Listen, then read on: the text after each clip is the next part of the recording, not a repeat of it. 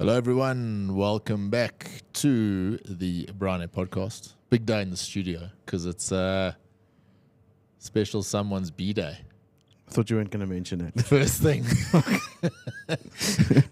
don't mention the birthday. Yeah, I try not to. I'm trying to escape that one, please. Happy birthday, Paul. Thanks, guys. Appreciate it. 52? 42.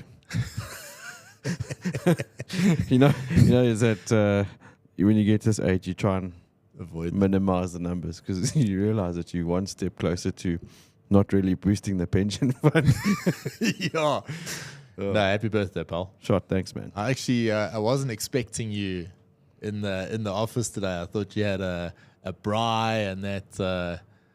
Oh no, that's planned on the books. Yeah, no, that's definitely planned for later on this Nice. evening. But yeah, no, can't dismiss duty when it calls. 100%. Let's jump into it. We did speak a couple of weeks ago about the horrendous airshow accident there that happened in Durban, that extra 300.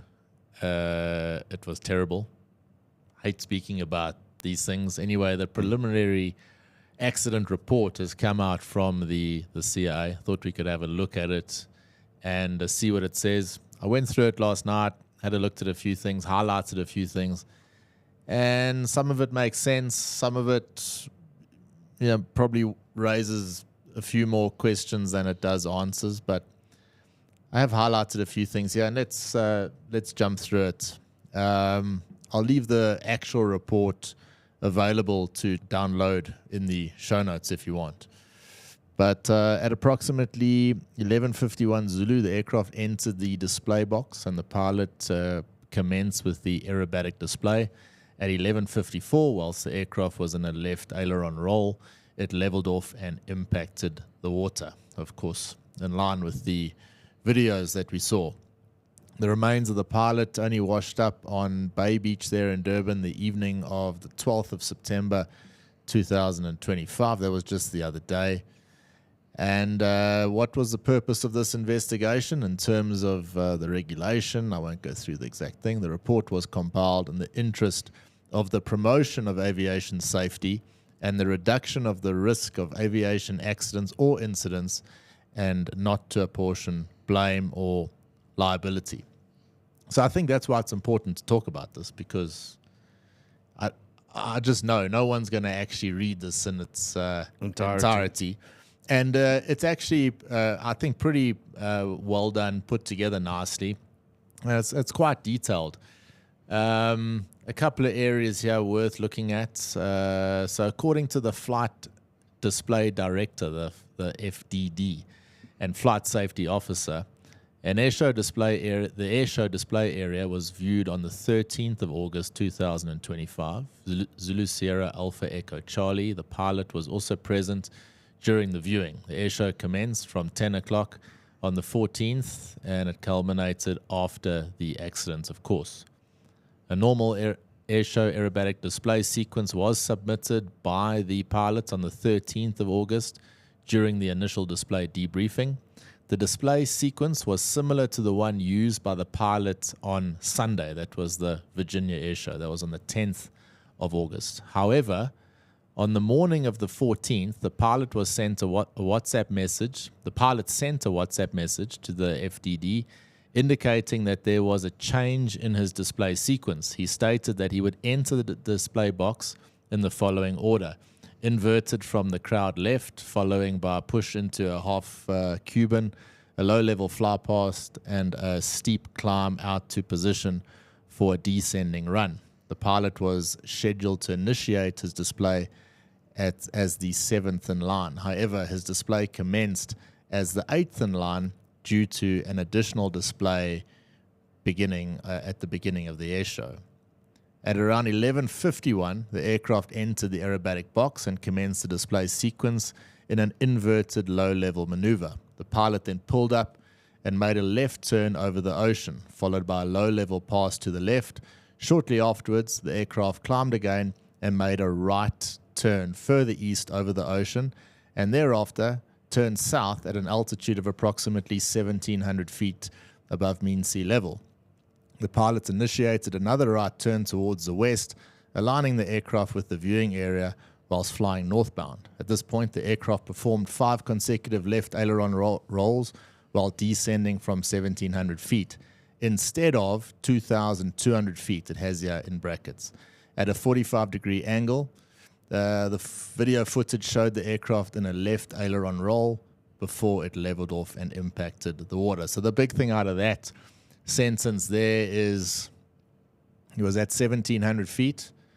It's got there, should have been at 2,200 feet. Again, the beginning of this thing, it says this is not blame. It's not saying pilot error. It's saying that's what happened there. Going a bit deeper into it here. The event was organized by the Smoke on Go Foundation on behalf of the SACAA.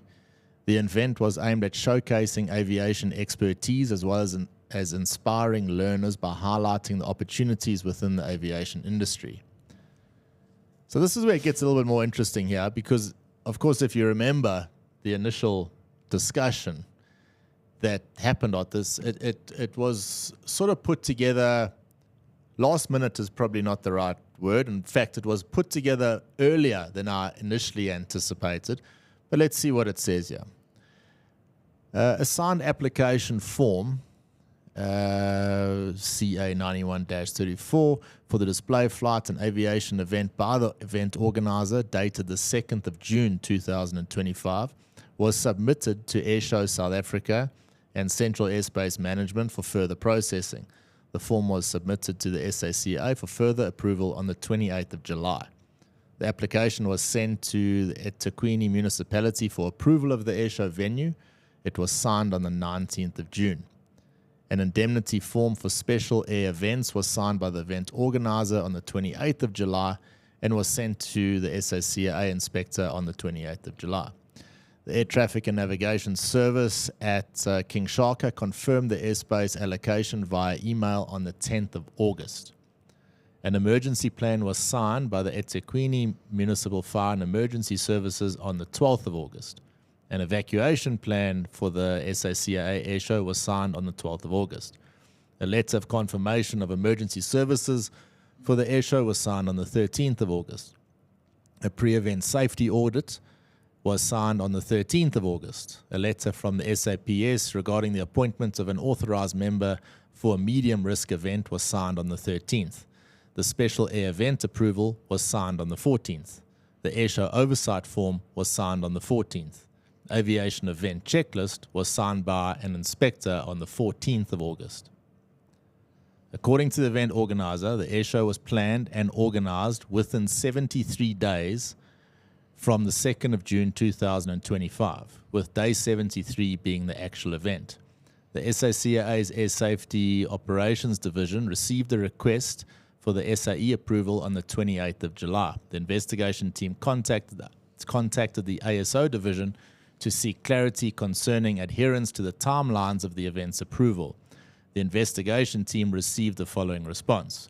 We had to process urgently as it was the SACAA's airshow. The handbook is a guideline and not a regulation. Going into the pilot here, very experienced guy, over 17,000 hours of experience, of which over 600 was on that aircraft type. Organization and management, the airshow event application was made, as mentioned, 2nd of June. 73 days to the actual event.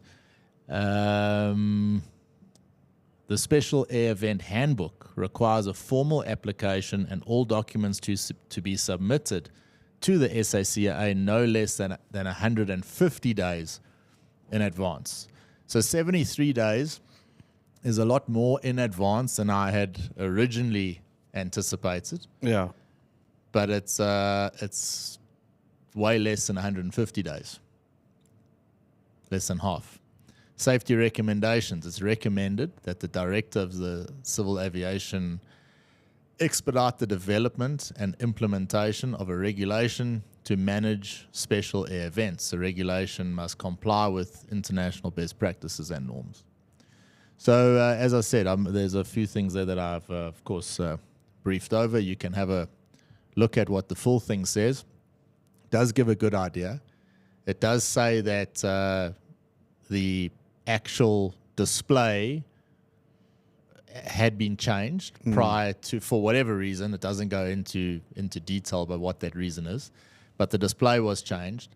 The entering altitude, instead of being 2,200 feet by the pilot, was 1,700 feet. Again, it's not proportioning any blame. It's just saying that's what happened. And of course, then on the organizing side, the sort of best practice is 150 days to have this whole thing organized. And as you can see, it's SAPS, fire, emergency, audits, a whole whack of things happened pretty close up to the end there. They were all kind of a couple of days before or the day before. And so this is not going to be the last report. It is a report. It's the prelim one, and no doubt there'll be a more detailed one later on. Yeah, I think it's just a classic case of a lot of holes in the Swiss cheese lining up.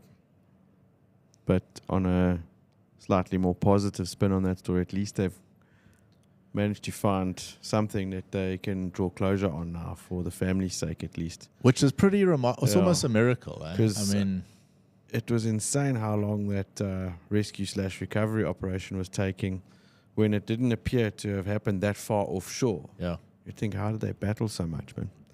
But they were doing everything they could to find that what was left of the wreckage. Yeah. Hectic. As you said, I think that's the silver lining with the whole thing, and there is some closure that can be drawn. And a hell of an experienced pilot that wasn't his first rodeo. No. And one wonders, and I suppose if anything can come from it, and that's why we're going through it today, is that, maybe there's someone out there that learns from it or takes something from that and says, mate, you want to say, hopefully you can stop something like this happening in the future. And I suppose that's the whole point of these reports that do come out.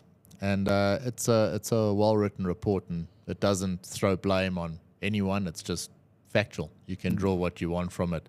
But no doubt there will be more coming out of that. Yeah, for sure, man. Have you been following the story that also started this weekend with that South African-registered light aircraft that was shot down in South America? Tell me about this. So how's this for a mix-up? So South African-registered Sling 4 shot down in South America with an Aussie pilot. Australian pilot. And the cargo on board was labeled with SpaceX stickers, but I don't think it had anything to do with SpaceX. Like white powder, maybe. Yeah, a pretty a story that is gonna carry on for a bit longer, because how is there's a King Air that's sort of floating around that is Malawian registered King Air that they know about, but sort of operates out of like Robertson in Cape Town somewhere. So what's going on in Robertson there? Because the Sling obviously backwards and forwards to Robertson, and so is this King Air. Yeah, this smacks of some Barry Seal type stuff there. Yeah. What would be the Australian version of Barry Seal? Baz. Yeah, Baz. Baz Dingo. Dingo Baz. That's quite an interesting story, and I'm quite keen to report on that one on the pod, because I think it's one that'll get a bit of traction. But we haven't heard the end of that one. No, we definitely we need some more details to come out of that. But it sounds like there's a lot of head scratching going on in that, because there's just way too many loose ends to this. There's quite a few videos floating around on social media about these drug running aircraft, often like Chieftains, or I saw a Baron the other day, like flying literally, I don't know, it must have been 5 foot above the ocean there. And I see what they do. I mean, they send out sort of interceptor aircraft, but of course, these things are flying a bit slower, but they actually try and stay close to the ships and that, so that they can't be shot down. But it's like a TV game. Them trying to shoot these aircraft down. They're Trump administration not messing around when it comes to the drug enforcement side. It's just crazy that in this day and age that people are still attempting that. You know, I would expect more of this back in the 80s, 90s. Yeah. Yeah, 100%. But yeah, can you imagine like flying a single engine Sling that far across the ocean? Yeah, I wouldn't have thought that is the best aircraft for that. Yeah. It's like, it's a hell of a reach to make a few bucks. I think it's some serious bucks. I think it's some serious bucks. Jeez. Oh, crazy. Might be a few Fly Safi guys looking at that as an option as well. Can you imagine? Let's jump into some of the other news. A video going around of a Swiss Airbus A330 had an engine failure while trying to take off at Boston. Flames and smoke, making a really cool looking video from the right engine during takeoff. The pilot stopped the takeoff, waited for the fire service to check the aircraft. Plane was later allowed to return to the gate safely. Seen a couple of them lately, a few RTOs with engine fires on aircraft. Spoke about it a couple of weeks ago, the retirement age for pilots. There's quite a bit of response on that. A lot of response. And like I said during the show, it not directly down the middle of one side. There was varied responses. Yeah. And as you said, it depends where you are in the career. Yeah, exactly. No, it makes a huge difference. But I get the impression that most people were agreeing with, if you medically fit and you got your marbles with you, they crack on. It's a no-brainer. It's I don't even think it's worth that's the side we take with it. But anyway, the meeting did happen. Of course, if you missed that one, it's to increase the retirement age from 65 to 67. IATA supports the change, citing better health data and pilot shortages. Pilot unions oppose it, worrying about safety and fewer promotions for younger pilots. I suppose the unions are going to be getting their bucks in the future from the younger pilots, so they look after the younger pilots, I suppose, because they're going to be paying the bills for the next few years. Yeah. But you can't afford to lose all that expertise in the industry. It's absolutely ludicrous. In fact, let's take it one step further. I mean, we're in the training environment. It should be more accessible for pilots that end their career late in their career. You end your career as over 20,000 hours worth of flying, and you just didn't get a chance to do that instructor rating at some point because you were working your hat off. There should be a way for that gentleman or lady to get into the training environment and pass on that information, because I've seen it with my old man. I mean, he's in his absolute element. He gets to train. He just passes on all the stuff that he learned, and he loves it. I mean, he would be lost without that. It's just what he's passionate about, and just giving information. You see Andrew Evans posted stuff the other day. I mean, imagine how much gen he's got to pass on, and somehow the training industry needs to capture that, package it in a nice way, and then use it, because it's just ludicrous that it's lost. It's absolutely insane. I've given that a lot of thought myself as well lately, and it's like, you've got someone who's sat in that seat, who's spent so many thousands of hours,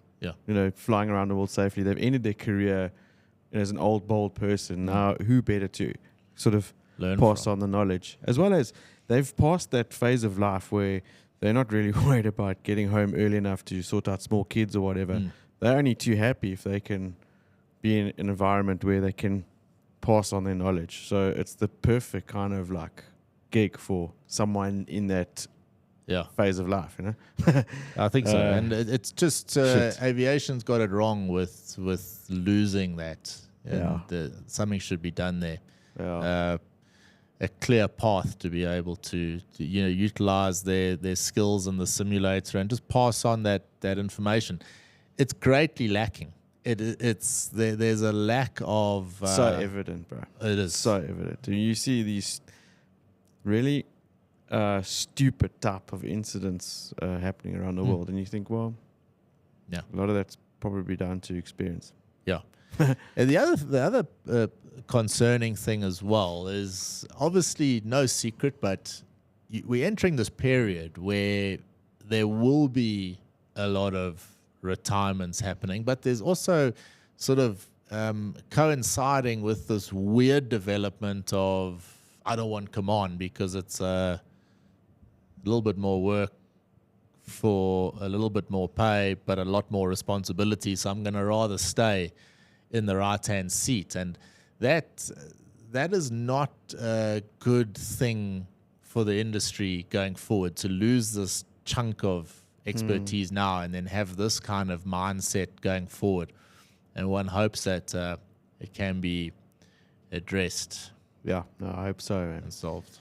I mean, we've spoken about that before as well, and I think that was largely due to the difference in pay scales between the left and right seat, where they've got to make a plan to make the left-hand seat more financially attractive so that it changes that mindset.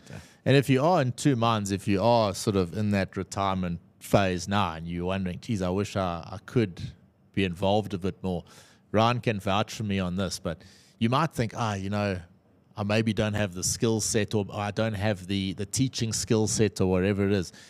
You know, these youngsters that are coming through the system now, do you know how much of a kick they get just to hear the old war stories? Yeah. You know, not like how it used to be, but just we had an emergency, this is how it was handled. And you see these big eyes, and you know, that's something that just cannot be lost. And somehow we've got to get those stories out. Dave Sands is great with that. I mean, Dave was the chief pilot at Link for many years, and you know, Dave has the students listening intently about all these stories. And my old man too, you know, he's never short of a story. And even us now, you know, we've got the odd story. You in your 50s now, no joking, but you know, it's nice to be able to pass this stuff on. And I think, you know, if sometimes you doubt your passion for the industry because, you know, it's heavy at times, but when you start talking about it, man, you realize that there's no other place you'd want to be. Of course. I mean, it's one of those careers that is never short of a good story. You know, I don't think there's many professions out there that you can bank so many good stories and use it as knowledge to pass on now. So, no, it can't be lost, man. Yeah, can't be lost. Right, back to your part of the world, Paul. Virgin Australia is the first Australian airline to allow pets on board. Again, Australia finished second to South Africa. Again, because Sam had been doing this for a long time. I was just looking at that article and I thought, yes, we're gonna get accused of picking on the Aussies today. But you know why I put that article in there, and a big shout out to everyone in Oz. Our Oz numbers have gone pretty tilt. I think it's because of your accent that you're able to. They find it relatable. to throw out there. So shout out to everyone supporting in Oz, and obviously know that a bit tongue in cheek there. Of course. There was there's articles about Virgin, of course, allowing pets on board. That's great. Of course, small pets, and you can't exactly take your Great Dane on board.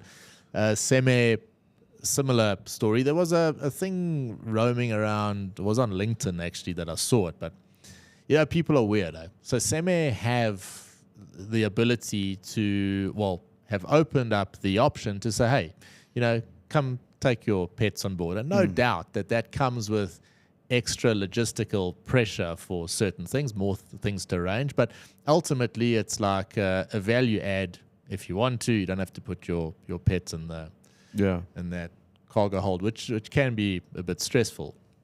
And then there was a poor little puppy going around and around the baggage claim. What you call that thing? Yeah, the conveyor belt. The conveyor belt thing. And, you know, it was just amazing. And it is a sign of the times. It's not going to change. But I just bring it up because of how pathetic it is. So the first response is like really having a go at Seme for how can you allow this to happen? It just got me thinking how detached the general public are when it comes to what an airline actually does. Like, the airline doesn't go and, we rely on third-party training, fuel providers, catering. You're relying on a whole industry of people that have absolutely nothing to do with your particular airline. And in many times, you don't have a huge amount of choice. In fact, the government probably limits the amount of choice you have, particularly when it comes to things like who handles the baggage. Who handles the baggage? You can't just start a company tomorrow and decide you're going to become a baggage handler. You are left with who is there. And of course, in this case, SEME do their job. They fly the animal and the dog. It gets on the baggage claim, and then someone else doesn't do their job, but SEME, and I'm using them as an example, they take the media hit because it wasn't handled correctly. But it's absolutely nothing to do with SEME. But the point that just drives me bonkers is why do people just go for the negative straight away? The reason that there isn't a dog going around on the SAA baggage claim is because they don't allow dogs there. Yeah. So if you're so pissed off about the fact that this dog is left alone, just think for a minute and don't be so quick to post something stupid. Where's the owner? Yeah, exactly. Where's the owner? So point fingers at the owner for owner's Peter. probably in the pub. In the pub. Yeah. But interesting though. I mean, like Australia, I suppose it makes sense because given the size of animals in Australia versus what the rest of the world is used to. I mean, Shakespeare. True story. Most things you can ride on there, so it's obviously taken a while to suss out. Yeah. The limitations there. Yeah, you can't go on board with your pet black mamba or something. Yeah. Limited to your poodle, not your dingo. No surprise here. Families of 4 victims from the Air India flight 171 have sued Boeing and Honeywell for negligence. The crash happened, of course, on the 12th of June. Killing all 260 people on board, was linked to faulty fuel cut-off switches. The lawsuit claims the switch design allowed accidental fuel cut-off, and the companies ignored known risks. Now, I wasn't privy to the fact that they haven't come to some sort of consensus that was the failure, was it? I don't think they have. No, the jury's still out on that one. The jury's out. But anyway, the suing here obviously is taking into account the information they have at the moment, and I don't see that one. I need to read that article and suss it out because I was also like, why Honeywell? That's just a component within the aircraft. Yeah, I don't know because they got lots of money probably. Archer and Joby joined the White House eVTOL pilot program. So the White House have sort of cottoned on to the fact that, hey, these eVTOLs are kind of important. Did you check the flying car in China have a collision the other day? I didn't see that. Yeah, a little air show going on there in China. And 2 of these flying cars had a bit of bumper bashing. Unmanned or... unmanned, I believe, but no longer anything because they caught on fire. Yeah, so not that lacquer, and it's going to be a while, isn't it? Makes sense that the White House would back this kind of project because Trump is he's unfriended Elon off his WhatsApp group, and he's not supporting the electric car industry anymore. So he's gone full electric aircraft.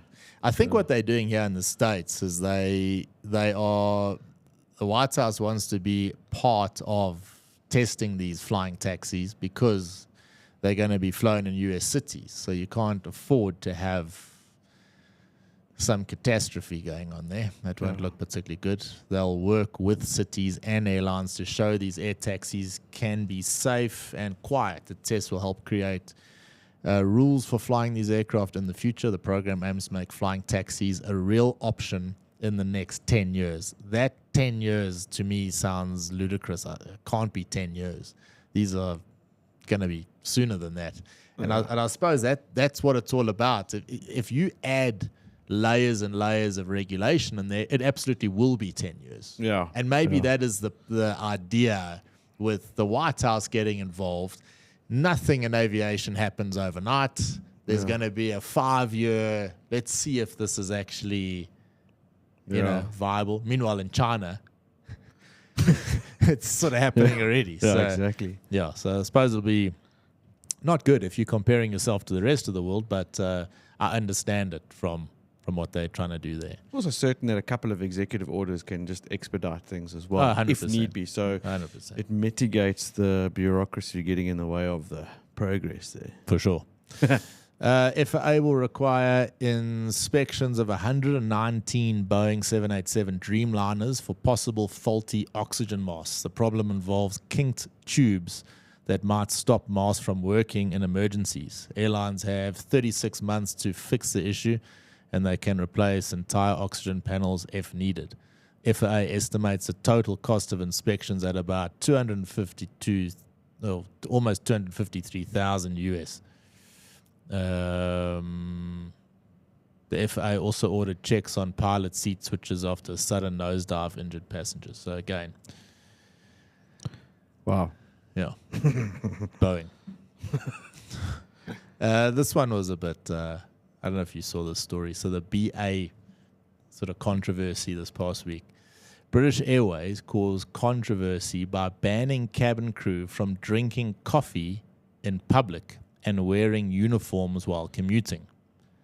If you compare that to Emirates has stricter appearance rules but operates differently, with crews starting work in private areas away from the main terminal. Emirates crew get free housing and transport, so they don't commute or walk through busy airports in uniform. BA crew aren't, of course, as lucky. There was something else attached. I think they said no more Starbucks. You can't sit there in the galley and drink your Starbucks coffee. And typical.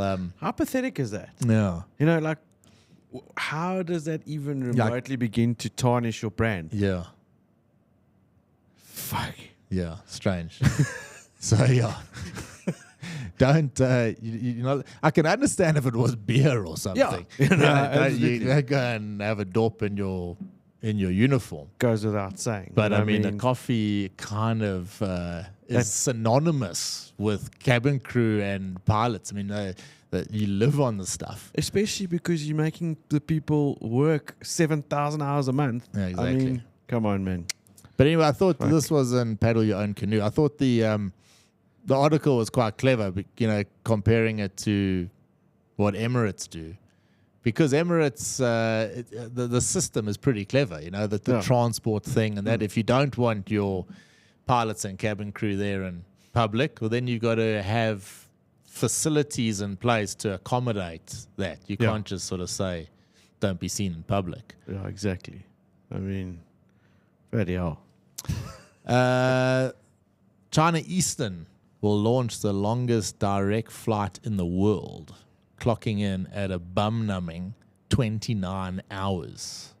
No ways. Yeah. No ways. Yeah, so it's obviously got to stop off somewhere that you won't get off the aircraft. So it's not like a...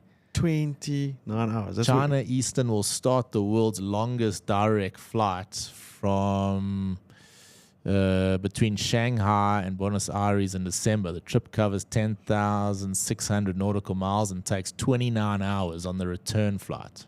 That's what it says. The plane will stop in Auckland, but passengers will stay on board the whole time. Can keep that flight. Jeez. Yeah. 29 hours in an economy that seat. one. No. I'd rather go across there in a sling. Stop a few extra places. Yeah, so that's the news for this week. Important day. My pal's birthday. Shot, guys. You must go and enjoy the rest of your day. Yeah, thanks, man. Thanks for joining me, your commitment to the pod and joining the pod today. And no rugby this weekend, but man, oh man, were we bang on the money when it came to the prediction for last week. I tell you what a match that was. That was power. Yeah, that was so lekker to watch. The boys did us proud, and When you win a sporting event early in the morning on a Saturday, doesn't it set up your whole weekend somewhat nicely? Yeah. It really cool. And it was, and now we can still win the rugby championship. It's we stand a chance now. Because next weekend they're playing in Durban against Argentina. Are they playing in Durban or London next weekend? No, Durban next weekend. Is it? And then they go to London. Okay. And then they kick off that whole Northern Hemisphere thingamabobbit. Okay. Yeah. Well, an amazing, well done to the box. Thanks for not ruining our weekend. And there was also a cool thing. I don't know if you picked it up, but on Netflix started hosting these sports events now. So they had Canelo fighting Bud Crawford. It was quite an incredible event. And quite cool that Netflix starts to host these things. And I hope that they start to not just host things like major boxing events, but a few more things. So you can ditch even the DSTV just to watch the Boca play, because that's literally that and maybe the F1. Yeah, exactly. For the streaming version, it's still costing you like $800 a month, which is just freaking ludicrous. And then you got to deal with all those stupid adverts in between. That's just horrible. So... But talking about Netflix, our version of Netflix here in SA is actually bumped up in a bit of quality. They've got a whole whack of new shows on at the moment. I was saying to Val last night, like, you must check this new. Have you watched the Charlie Sheen documentary? No, I started. It's quite entertaining. It's actually a nice sort of revelation of his career. Yeah. But there's a whole bunch of good shows on Netflix if you're bored. Yeah, and the whole interface on Netflix looks a bit better too. Yeah. So, So anyway, enjoy the Netflix and have a good weekend. Take it easy, man. Bye for now. Ciao. Bye.